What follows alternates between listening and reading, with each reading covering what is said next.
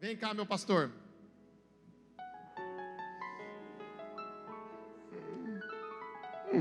Eu amo o pastor Jonas, todos os irmãos conhecem. O pastor Jonas hoje esteve em Itapira, na igreja de Itapira, e falou: Paulo, eu vou estar em Itapira, mas eu gostaria muito de congregar com vocês. Falei: já que você vai vir congregar, você vai trazer a mensagem. E ele falou: qual é o tema? Eu falei: fundamento. Ele falou: então tá tudo certo. Você sabe que eu estava conversando com o Guilherme, fiquei muito feliz pelo carinho que você tem por nós. Essa semana ele me trouxe um presente, trouxe um melhor para a Lisandra, né? Para mim ele trouxe um cartaz enrolado escrito "seu tonto", né? Aí, e para a Lisandra ele trouxe um elefante da África, uns negócios mó chique, né? Falei: tudo bem, cada um recebe o que merece, né?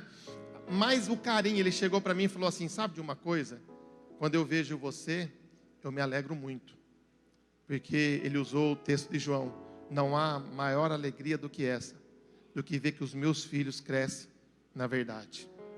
E eu fiquei muito feliz quando ele falou isso. E ele falou: e eu olho para a comunidade da palavra e eu vejo ela de uma forma que os anos passaram, mas vocês continuam preocupados com aquilo que é a palavra de Deus, aquilo que é o fundamento, aquilo que realmente solidifica, e aquilo alegrou. E hoje ele estando lá, ele falou: eu quero estar com vocês. Então ele está aqui, recebe ele com uma salva de palma. Obrigado, Paulo. Amém. Eu vou pôr aqui só um espacinho mais para trás. Ah, está ótimo. Quer que eu ponha aqui? Aqui tá bom, aqui tá bom. Só para eu não tropeçar. Obrigado. Boa noite, paz do Senhor. E eu falei isso para o pastor Paulo de coração mesmo, porque nós vimos o começo dessa igreja. Eu não vou ter memória para saber se no primeiro culto, mas nos primeiros com certeza eu estava. E foi um começo que a Bíblia chama de o dia dos humildes começos. E ela recomenda: não se esqueça do dia dos humildes começos. Não se esqueça do dia das coisas pequenas. E é assim que é. Lá na nossa igreja, quando nós começamos, o salão total, ele tinha 5 metros por 6. Portanto, é uma salinha. Eu ainda não sei como, mas eu registro tudo desde sempre. Primeiro culto tinha 64 pessoas. Como é que põe 64 pessoas em 30 metros? Não sei. Claro que não eram 64 pessoas da igreja, não começamos com 64, mas ali era um humilde começo.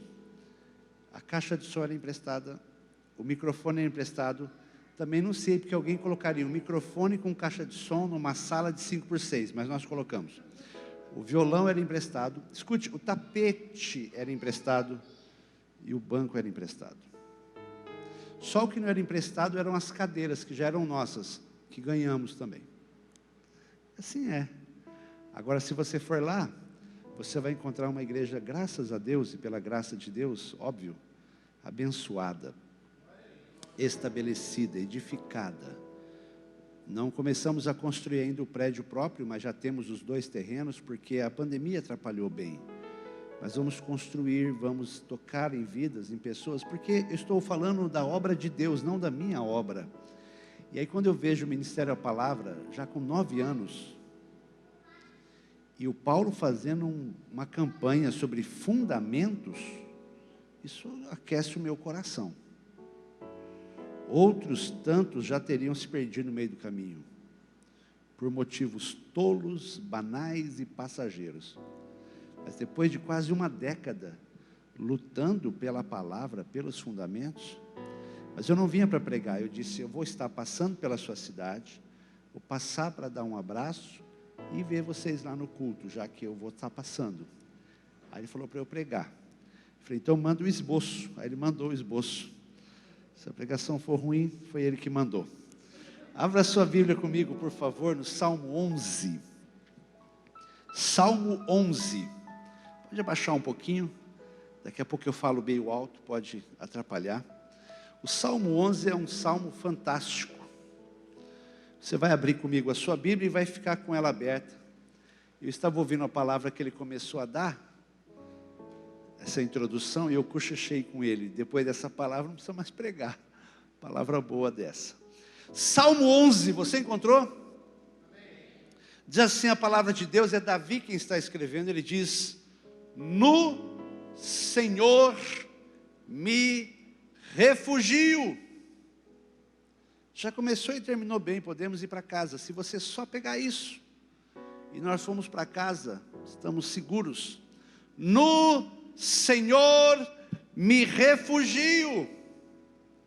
Como dizeis, pois, a minha alma? Olha o que as pessoas diziam para a alma dele: foge como pássaro para o teu monte, porque eis aí os ímpios armam o arco e dispõem a sua flecha na corda, para as ocultas dispararem contra os retos de coração. Ora, destruídos os fundamentos, que poderá fazer o justo? O Senhor está no seu santo templo, nos céus tem o Senhor seu trono, os seus olhos estão atentos, as suas pálpebras sondam os filhos dos homens. O Senhor põe à prova o justo e ao ímpio, mas ao que ama a violência, a sua alma o abomina. Fará chover sobre os perversos brasas de fogo e enxofre, e vento abrasador será a parte no seu cálice, porque o Senhor é justo, Ele ama a justiça, os retos lhe contemplarão a face.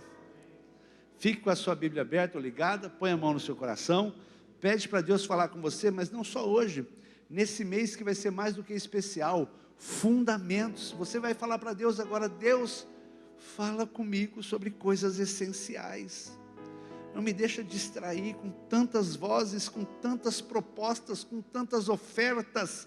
Eu preciso saber o que é importante, essencial, alicerce. E esse mês vai ser um mês para isso, vai ser um período precioso. Pai querido, Pai celestial, fala conosco. Como é bom, Senhor, saber que ainda existem lugares como um oásis. Esta igreja, esse ministério, essa campanha é um oásis no deserto da vida. Sequidão e destruição e ausência de vida por todos os lados. De repente nós encontramos na caminhada um lugar seguro, onde tem água boa, onde tem sombra, tem refrigério, tem amparo, tem segurança. E é isso que o Senhor está fazendo nessa campanha sobre fundamentos, começando agora. E os outros que virão serão usados poderosamente pelo Senhor, para levar este povo, esse rebanho, a um lugar abençoado em Deus, protegido, seguro. O Senhor chama isso de um lugar alto. O Senhor me leva para uma rocha mais alta do que eu, e firma os meus pés como o da corça. Um lugar seguro no mundo inseguro, um lugar protegido no mundo em colapso. É o que o Senhor vai fazer nessa campanha, com esse povo, com os pregadores que virão aqui semana após semana, e com os nossos corações sempre, porque estamos firmados em Ti. Fala conosco todos os dias, em nome de Jesus, amém? Então, como palavra introdutória, ela vai se chamar Fundamentos, porque ler a Bíblia, querido, é maravilhoso. Às vezes você lê a Bíblia e acha um texto, uma parte, em que de verdade eu confesso que eu nunca vou entender, por causa daquilo que está sendo dito naquela época, naquela cultura, naquele costume. Eu digo: olha, eu estou lendo, na questão da língua portuguesa eu estou entendendo o que está escrito, porque pela graça fui alfabetizado, mas eu não entendo porque alguém faria isso, como faria isso, porque faria isso. Por exemplo, a Bíblia diz de um juiz, que ele faz um voto com Deus no meio de uma luta, e ele diz que sacrificaria a primeira coisa que saísse ao encontro dele, quando ele voltasse para casa com vitória. Alguém que fez um voto, e ele vai, tem vitória, quando ele volta, a filha dele aparece. E nós não sabemos se aquele sacrifício foi feito, porque Deus não aceita sacrifício humano.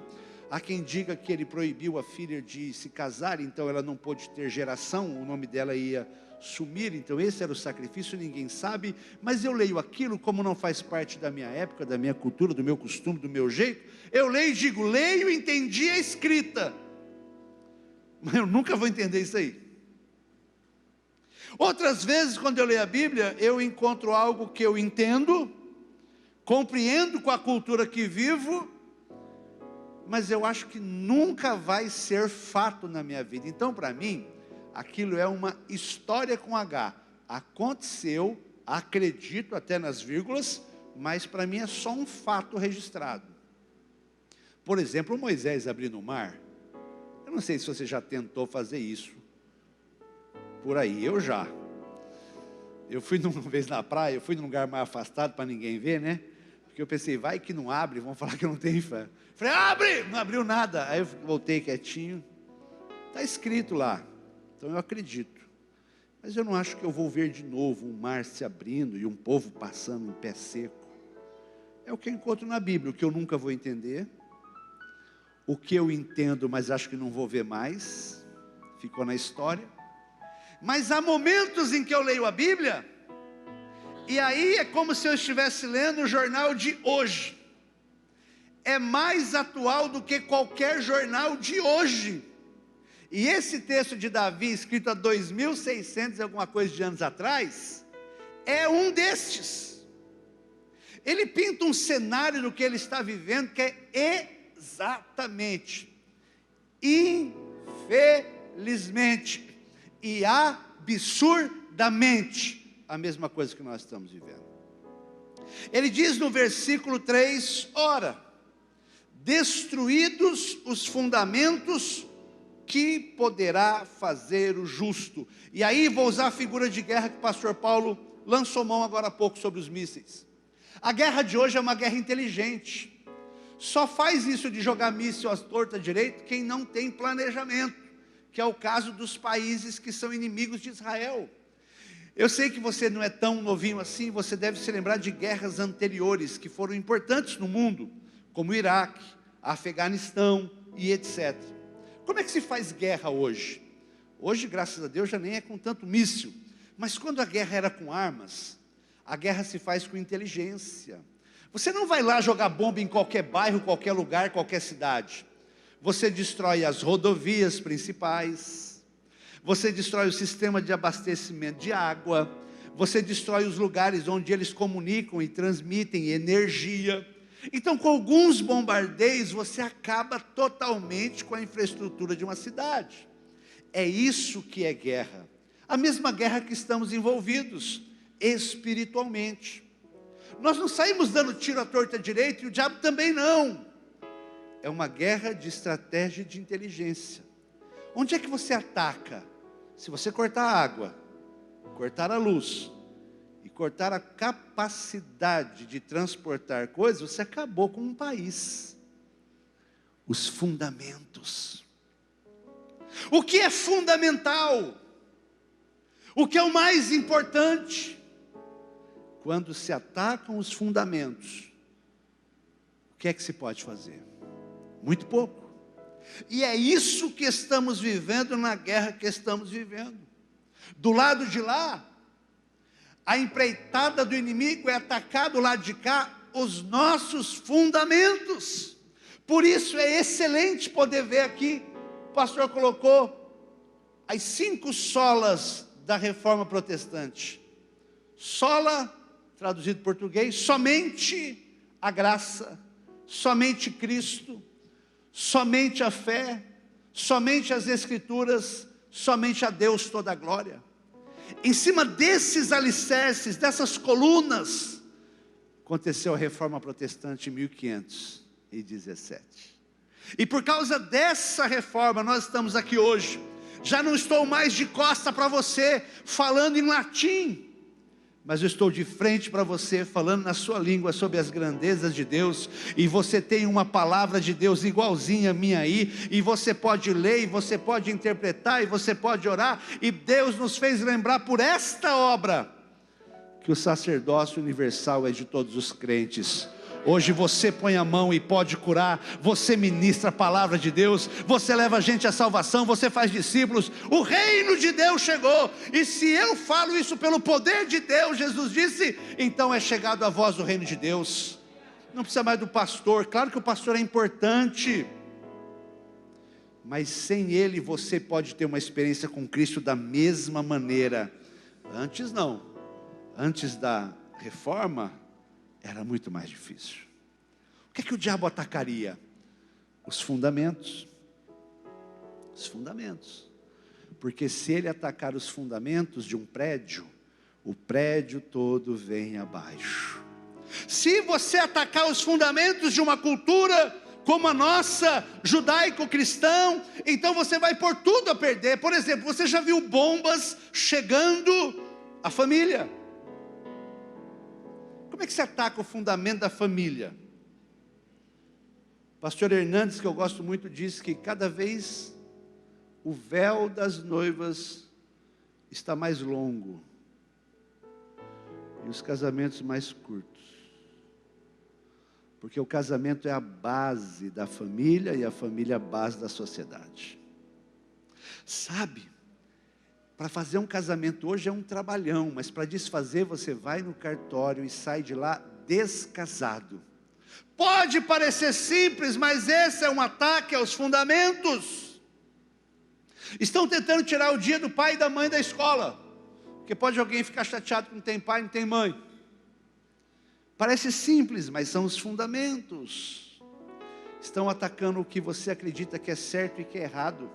Se roubar um pacote de bolacha, preso, não tem conversa.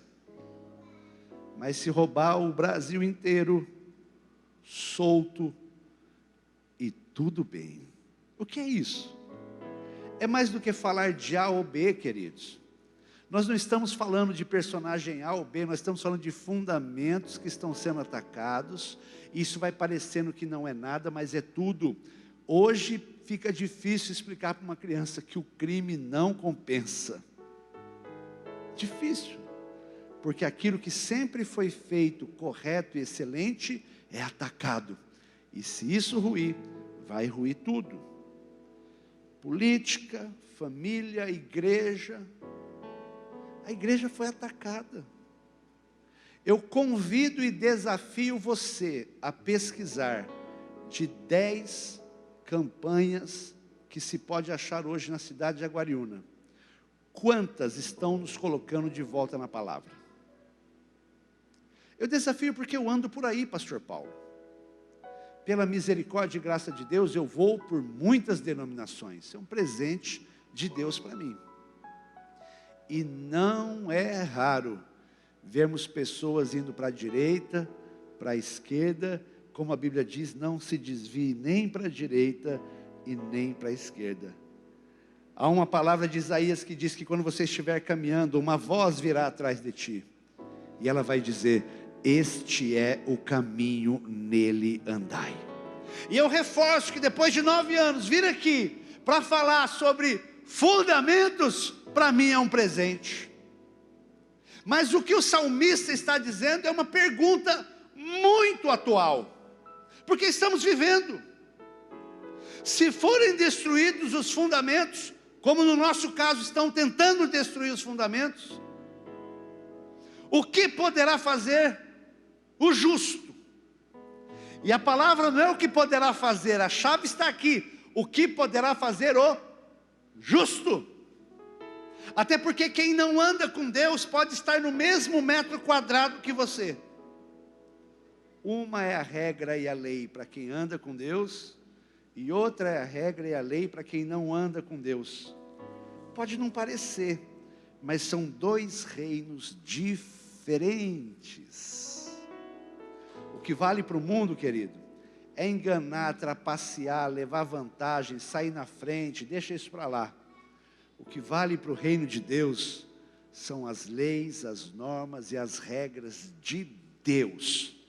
E quando um cristão tenta usar as ferramentas de lá, a vida dele trava. E ele fica em confusão, porque ele diz, mas apenas 1 metro de mim alguém está fazendo, e dá certo para ele. Dá certo para ele, porque ele é de outro reino. Não dá certo para você, porque você é deste reino. E a Bíblia diz que as armas da nossa milícia, as desse reino, elas não são carnais, mas elas são poderosas em Deus para desfazer sofismas e fortalezas do entendimento. Lá, ele vai abraçado com o diabo até o final. Aqui nós vamos brigando com o diabo até o final. Mas sabe o que diz no final a Bíblia? No final nós vamos ganhar. Porque maior é aquele que está em nós do que aquele que está no mundo. Mais são os que estão conosco do que os que estão contra nós. E o nosso Redentor vive e por fim se levanta na terra. O que fazer? O justo. Se eu tiro a palavra justo da expressão, da pergunta, da interrogação, tudo que você quiser colocar cabe. O que fazer? Tudo. O que fazer? Tudo que der para fazer, porque se alguém está atacando seus fundamentos, você tem que fazer qualquer coisa. Mas aqui tem uma palavra que diz: o que fazer? O justo. Alguém que não está nesse reino, mas está nesse reino, no reino de Deus. O que é que Davi estava passando? Davi estava passando o que nós estamos passando. Ele é um jovem, ama a Deus, mas aquele que está sobre ele, que é autoridade, se corrompeu. A Bíblia diz que o rei Saul, sogro dele, estava tão afastado de Deus que até espíritos malignos atormentavam o rei Saul. Tinha dia que o rei acordava da pá virada e matava as pessoas, e não tem a quem recorrer acima do rei. Porque o rei é a autoridade maior, instituída por Deus inclusive. Mas o rei havia se perdido. E ele começa a perseguir Saul. Persegue a Davi. Ele persegue, não tem como você recorrer em primeira instância, segunda instância, terceira instância, Supremo Tribunal Federal, Corte Internacional. A lei é o Saul. E o Saul, o rei, está perseguindo Davi. Então ele tem que fugir. No momento de angústia e de medo, alguém ainda aconselha ele. E olha que conselho parece bom, queridos, mas aqui você tem que entender o contexto. O que fazer? O justo. Porque se eu tirar a palavra o justo, o conselho do versículo 1 e 2 está ótimo. O conselho que alguém dá para a alma dele é: foge igual um passarinho para o seu monte. Isso é um bom conselho. Se não tem para quem reclamar, e quem é autoridade quer te matar, você se esconde numa caverna, ele pode ir lá. Você vai numa montanha, ele vai lá. Você vai num buraco, ele vai lá. Esse é um bom conselho. Eu vou fugir. E é isso que nós fazemos por vezes. Esquecemos que somos os justos nessa história. Muda tudo. Não é o que fazer quando os fundamentos são atacados. É o que fazer o justo, que é para quem eu estou pregando hoje. Fugir não é opção. Aí o relato bíblico diz que piorou. Na época não tinha revólver, espingarda, instrumentos com pólvora, mas se fosse hoje diria: a arma já está engatilhada. Como eles usavam flechas, está escrito aqui no versículo 2: porque eis que os ímpios armam o arco. O que é armar o arco? É puxar o arco.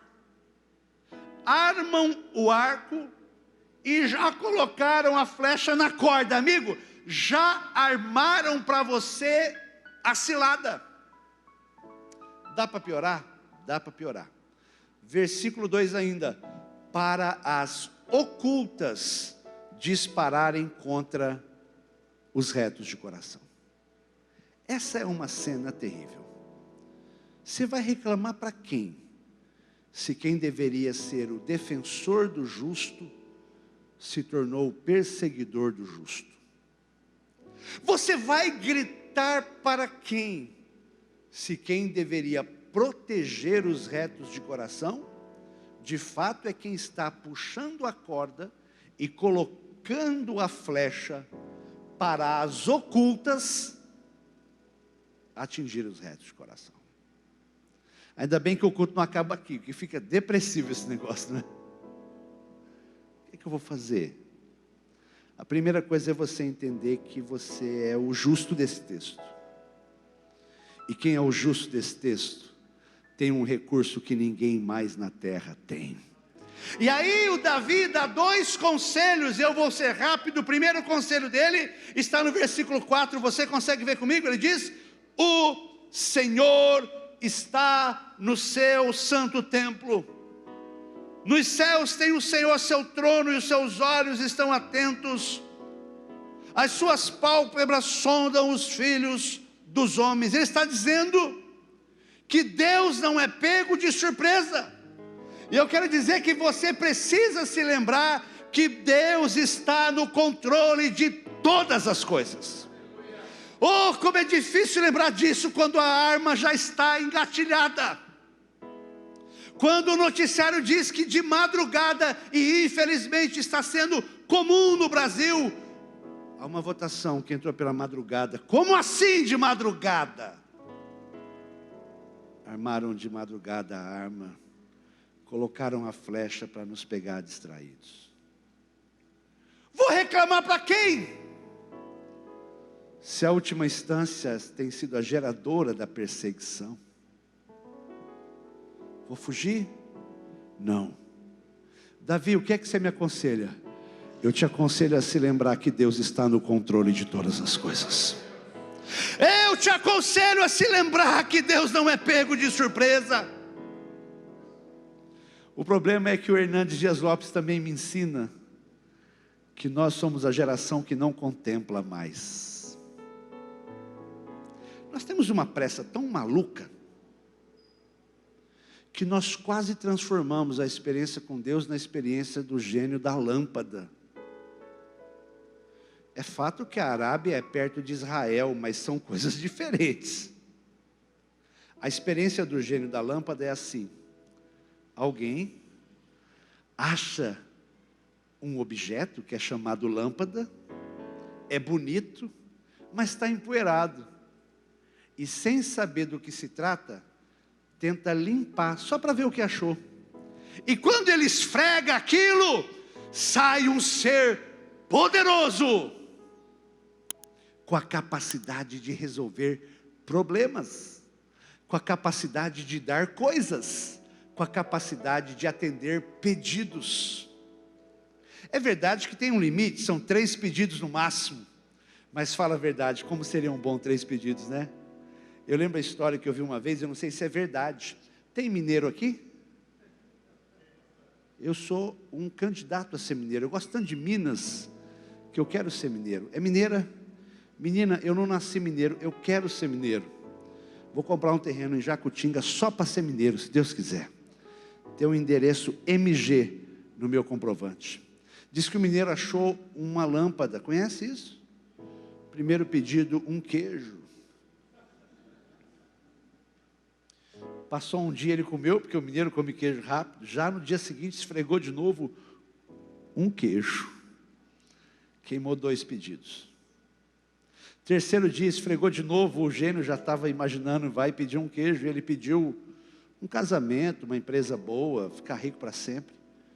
E o gênio disse: é o último pedido, eu vou te liberar. Mas eu fiquei curioso, nunca nesses séculos alguém pediu o que você pediu. Você pediu 2 queijos.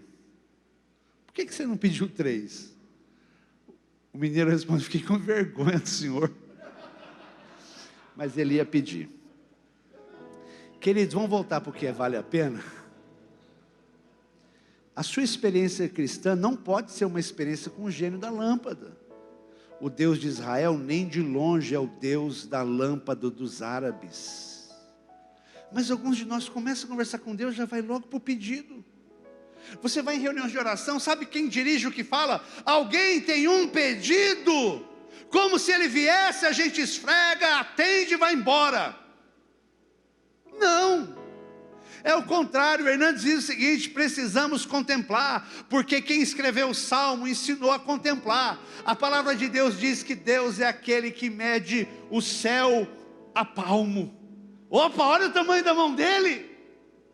A palavra de Deus diz que Deus é aquele que olha para as nações e vê como uma gota que cai de um balde.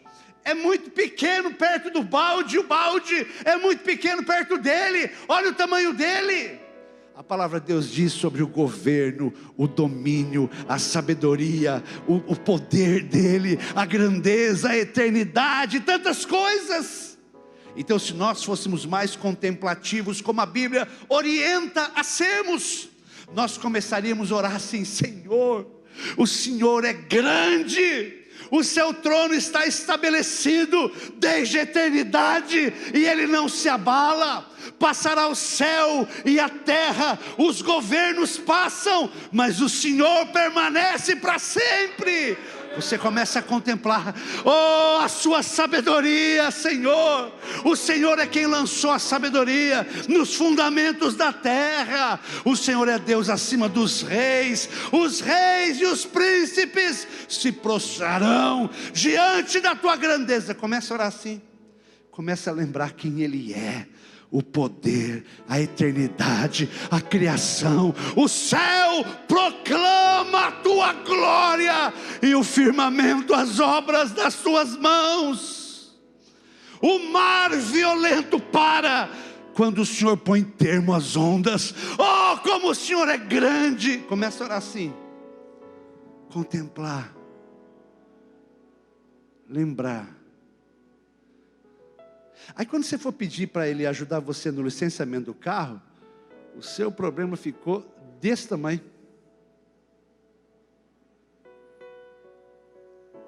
Ah, mas eu não estou lutando com Deus por causa do licenciamento. Eu estou lutando porque o meu patrão está me perseguindo. O Chico está falando mal de você, olha o tamanho que ficou. Mas a gente não contempla. A gente pega só a lâmpada e fala: Deus, mata o Chico, recolhe o teu servo e me dá o emprego dele. Um pedido. Segundo pedido, um queijo. E assim nós vamos. De queijo em queijo, gente. A gente para de se relacionar com aquele que é, que era e que há de ser para sempre. Então o salmista diz: no caso dos justos, não é para qualquer um, se os fundamentos são destruídos, o que poderá fazer o justo? O salmista diz: você precisa se lembrar de que Deus está no controle. E alguns versículos que são muito mal interpretados, você decorou ele, mas não entendeu ele. Quando Paulo escreve aos Romanos, ele diz: olha, sabemos que todas as coisas contribuem juntamente. Essa palavra juntamente é importante. Todas as coisas contribuem juntamente para o bem daqueles que amam a Deus, daqueles que são chamados por seu decreto. Essa palavra juntamente é a diferença. Porque quando eu olho a minha vida, o que eu estou passando agora apenas por esse ponto, e nesse momento não faz sentido achar que Deus está fazendo nada em meu favor. Mas não é um momento. É isso somado ao que aconteceu ontem, antes de ontem, no ano passado, e vai acontecer daqui a 10 anos, e juntamente elas cooperam. Eu me lembro do Zé. Conhece o Zé na Bíblia? O Zé? O Zé do Egito. Se você olhar os episódios da vida dele em separado, você pensa: o homem de azar. Tudo dava errado para o Zé, e dava muito errado. Ele era menino ainda, já tinha sido vendido 2 vezes como escravo. Que currículo ruim, hein? O currículo dos meninos de hoje são: já fui para a Disney, falo 2 línguas, está tudo bem. O do José é: fui vendido pelos meus irmãos, ouvi eles negociando se iriam me matar ou o que fazer comigo, de dentro de um poço. Naquele dia eu acordei na casa do meu pai, mas já dormi numa carroça midianita, ismaelita. Depois eu sou vendido de novo e vou ser funcionário de um homem, e parece que a vida vai melhorar. Mas a esposa dele começa a ter intenções segundas comigo e eu não aceito. Ela cria uma situação e eu não fiz nada de errado. E foi porque eu não fiz nada de errado, eu fugi para não ter nada com essa dona louca, que eu fui preso por uma mentira. E eu fiquei preso. Mas logo quando eu comecei a ficar preso, Deus começou a me abençoar de novo, porque Deus era com José. E eu comecei a limpar a cadeia, limpar ali o cárcere, o carcereiro gostou de mim, daqui a pouco eu cuidava de tudo. E chegaram 2 rapazes, temerosos, porque eles trabalhavam para o presidente, o faraó, mas estavam presos. Eles sonharam à noite, Deus me deu a interpretação do sonho deles. Um ia morrer, o outro ia viver, ia ser restaurado. E eu falei, por que ia ser restaurado? Lembra de mim? Quando você estiver lá com quem resolve. Acho que foi José que inventou o tamo junto, não tem um negócio assim? E o homem disse, é nós que inventou também. Só que a Bíblia diz que ele saiu de lá, foi restituído no cargo e não se lembrou do José. Senhor, como é que isso está cooperando para o meu bem? O Senhor pode me explicar esse versículo? Ainda não. Você precisa só se lembrar que Deus está no controle de todas as coisas. E de que Deus não é pego de surpresa. Eu sou, mas Deus não é. Então o justo precisa se lembrar disso. Continua preso, continua esquecido. A vida vai, a vida vem. José esquece de tudo, mas Deus tinha um propósito. E o propósito era muito maior do que José. O propósito, na verdade, era com Jesus, o Filho de Deus, que precisava vir à terra. E claro que viria por uma família de gente como a gente. Mas naqueles dias viria uma grande fome sobre a terra. Se aquela família morresse, não teria linhagem para Jesus chegar.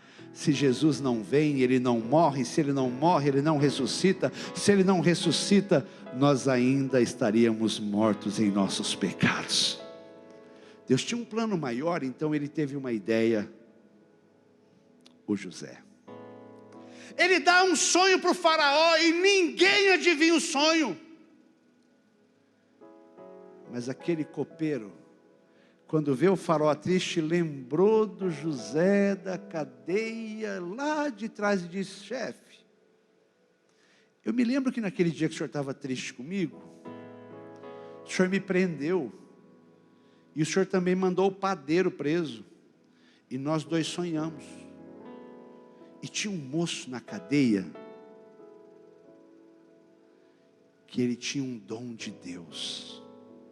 Ele interpretou o sonho do padeiro e o meu, e aconteceu do jeito que ele falou.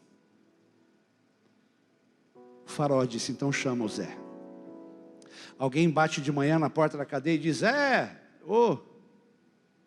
faz a barba, porque hoje você vai falar com o faraó. Ele dormiu escravo, preso, sem perspectiva.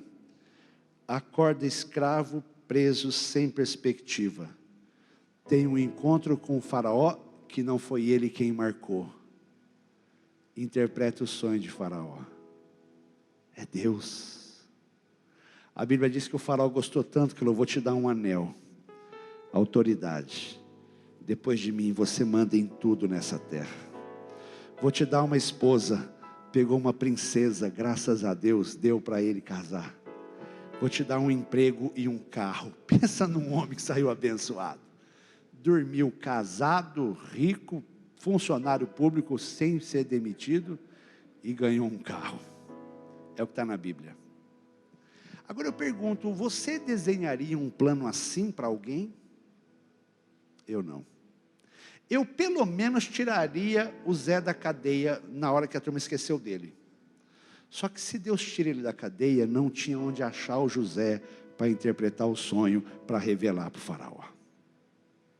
E o fato é que a Bíblia diz que ele tem um sonho, uma revelação, ele organiza a terra toda passa fome, mas o Egito consegue sobreviver. A família dele vem, 75 pessoas, ele cuida da família, a família é restaurada, a família é preservada. Essa família é a família de Jacó, essa família é Israel, e Israel é a linhagem do Senhor, que nós estamos aqui por causa de Jesus. Você está entendendo que Deus está no controle quando eu sinto, e Deus está no controle quando eu não sinto? Por isso, o que fazer o justo? É se lembrar que Deus continua no controle. E o segundo conselho de Davi, para a gente encerrar, é que você precisa se lembrar que Deus é justo. Versículo 7, ele diz, olha, o Senhor é justo, Ele ama a justiça, e os retos contemplarão a sua face.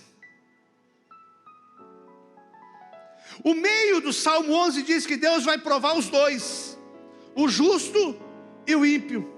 E acredite, Deus prova os dois.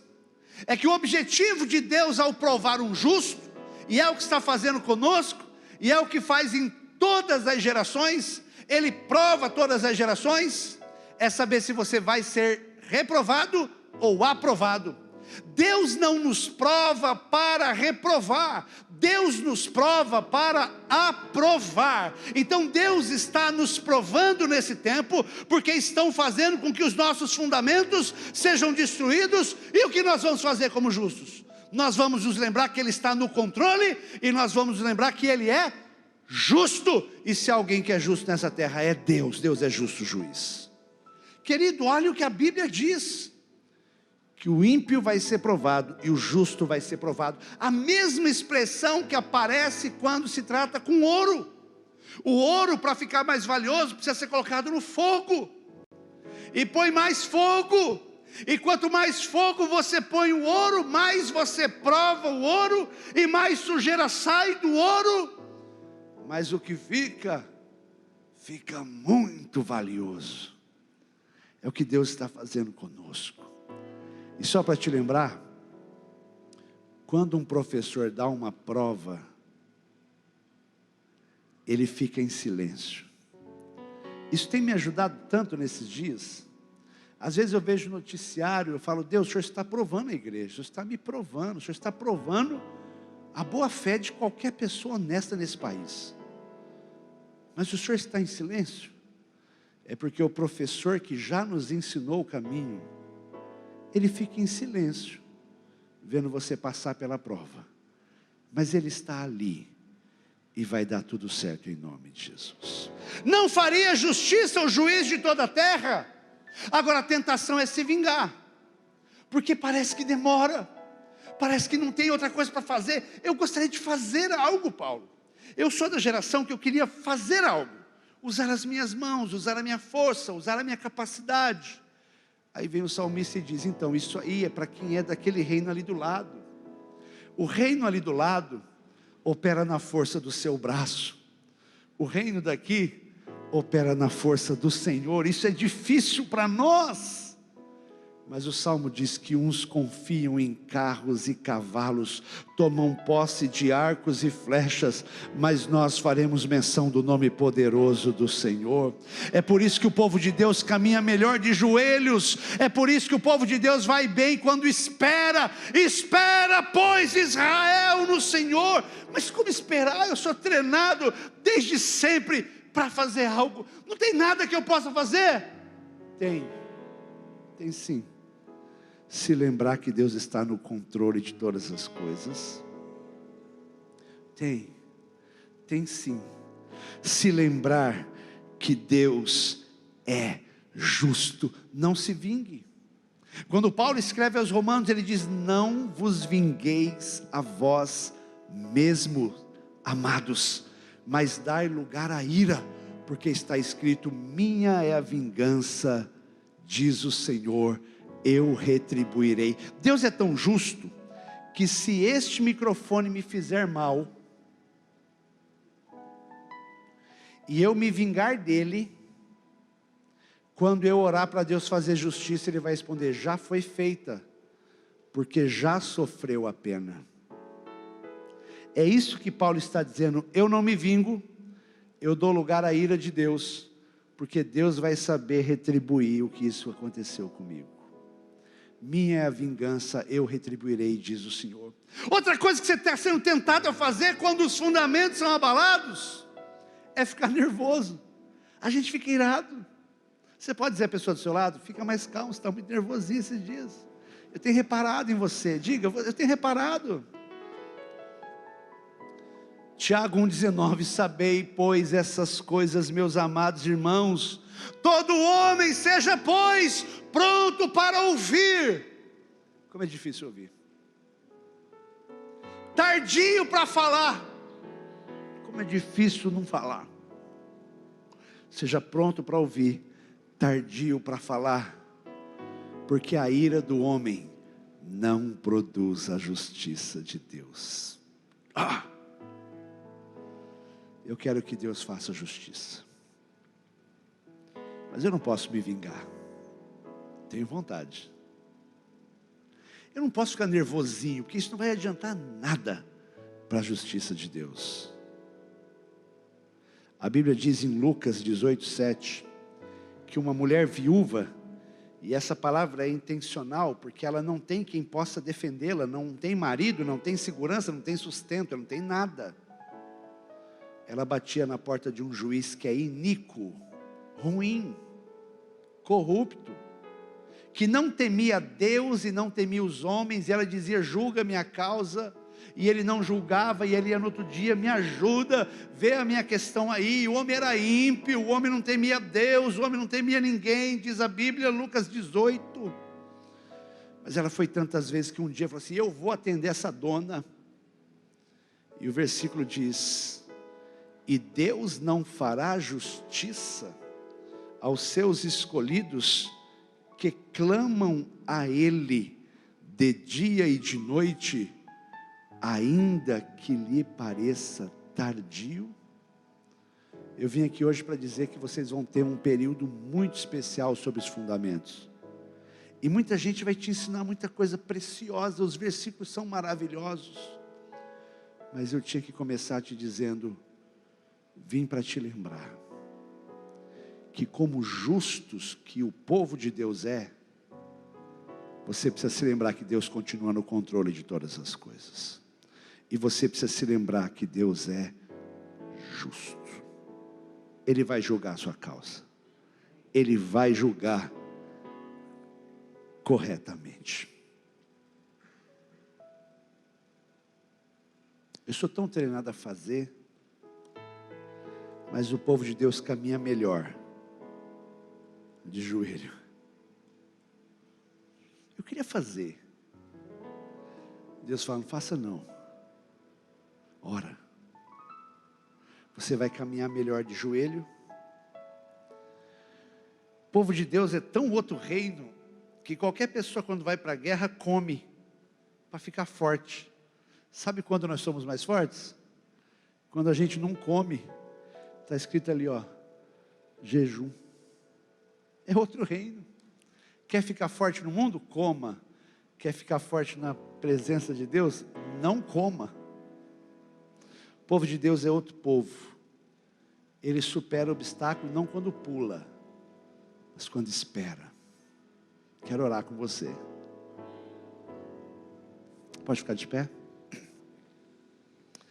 O que é que nós vamos fazer quando são destruídos os fundamentos? Nós vamos fazer o que só os justos podem fazer.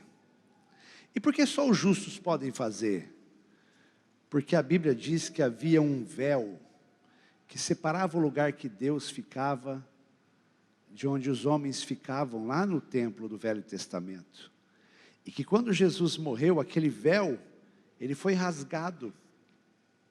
E quando você lê véu na Bíblia, você pensa logo numa cortina, num voal bem fininho, né?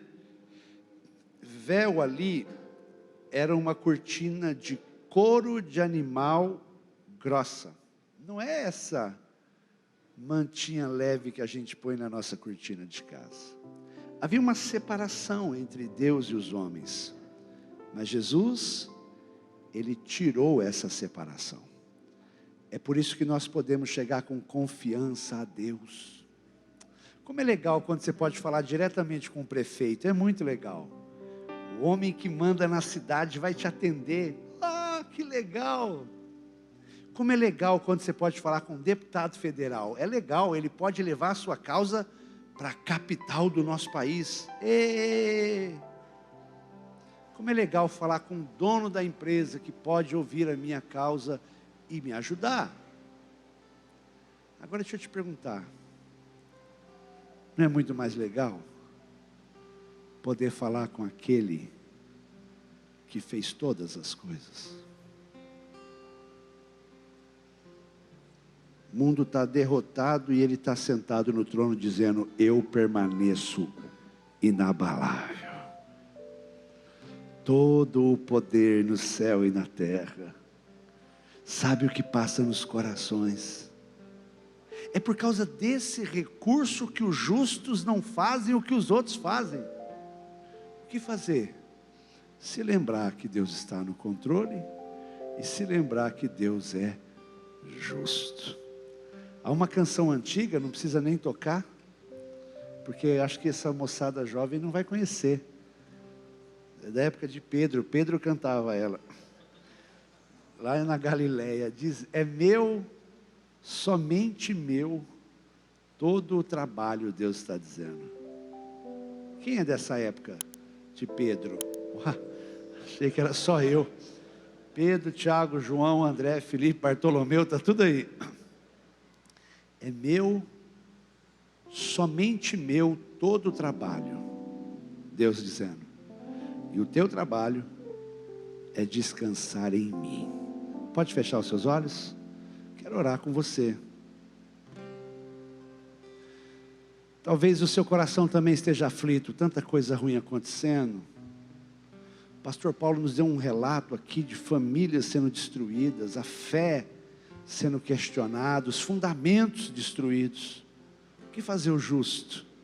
E eu venho em nome de Jesus te dizer o que Davi disse: não fuja, lembre-se de que Deus continua no controle da sua vida.